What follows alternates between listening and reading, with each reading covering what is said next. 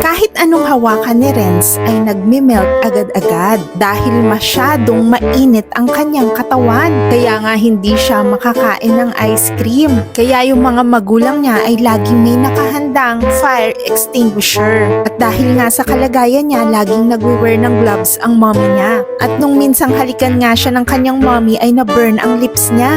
At kahit ang mga laruan niya ay natutunaw sa sobrang init ng kanyang mga kamay. At dahil dito, lagi niyang pinaprank yung daddy niya, pati na rin yung kapatid niya. Habang lumalaki si Renz ay lalong nagiging intense ang hot temperature sa kanyang katawan. Lahat na nga ay ginawa ng kanyang mga magulang para matanggal ito. Pero hindi pa rin ito nag-work. Hanggang sa nagkaroon nga siya ng isang arranged marriage. Namanhikan sila dun sa family ng girl. At sinabi nung daddy nito na wala namang problema sa kondisyon ni Renz dahil maninirahan daw sila sa full air-conditioned house.